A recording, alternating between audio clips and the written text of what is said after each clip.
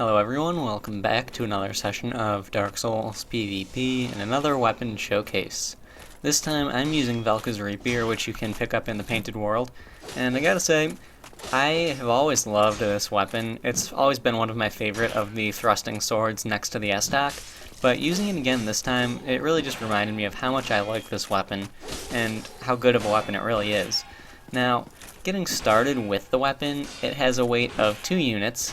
It is actually classified as an occult weapon. It's got that 110 dark occult, whatever it's called. Scaling? Not really scaling, it's a bonus thing? I don't know. Not exactly sure what it's called. But what that means is that it does slightly higher damage to certain enemies in the game, like the Black Knights, the Silver Knights, and I think certain bosses, aside from Gwyn. I think it might work on Gwendolyn, but I'm not really sure about him. I know it does work with Gwyn, though. So, moving on, other things about the weapon, I already mentioned the weight. It has an E scaling in strength, which is next to nothing.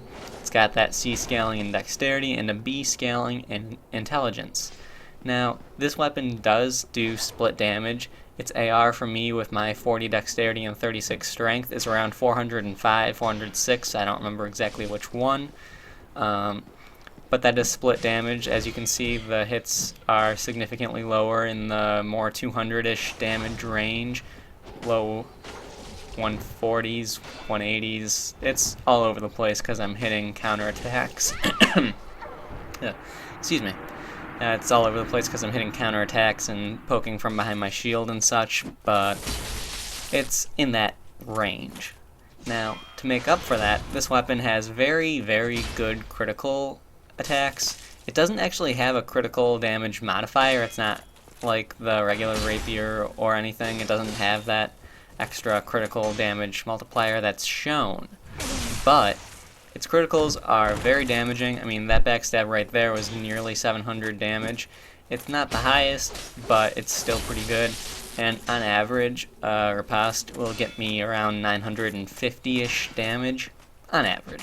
So it's pretty decent, and if you throw on a hornet ring, it would do over 1,000, so it's damaging, to say the least.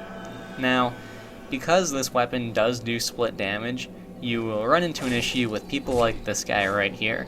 As soon as they put on that magic barrier, great magic barrier, whatever, your damage is lowered a lot. Fortunately for me, though, I don't know if he understands exactly how poise works. I'm assuming he would at this point, but the first time I had fought him, we actually had quite a few fights throughout this. The first time I fought him, he was just parry spamming, and I ended up punishing for it. Then this fight happened, and after that, he started teleporting all around, all over the place, every single time I invaded him, putting on Sunlight Blade and Great Magic Barrier. And I think he only won once, because I am good at running away. But that's not important. That doesn't really matter. Now, let's see. The pros and the cons of the weapon, I should finally get into that. The main pro of the weapon would definitely be the high critical damage. The main con of the weapon, I would have to say, is the fact that it does split damage and a regular attack is so low as far as the damage is concerned. Now, other pros of the weapon, I would have to say, would be the typical thrusting sword pros. It's got really fast attacks. You can poke from behind the shield. The damage isn't great, but its attacks are so fast that you can really make up for it. And you can really, if you have some decent timing, you can poke someone as they're rolling, and you can pretty much guarantee that you're going to get them in the instability frames, hitting even higher damage than you regularly would. Take earlier in this fight as an example of that. I poked him while I was holding up my shield, and I did 188, I think it was. And I got him when he was rolling, so that was instability damage. And regularly I hit for, 180-ish, 190-ish, 200, with a regular one when I'm not holding up my shield. So, you can stay pretty defensive with this thing. You can go really offensive with this, and it's really good if you're able to mix up your what's the right way to say it? It's really good if you're able to mix up your attack patterns and switch from the offense to the defense quickly. So that's a good thing.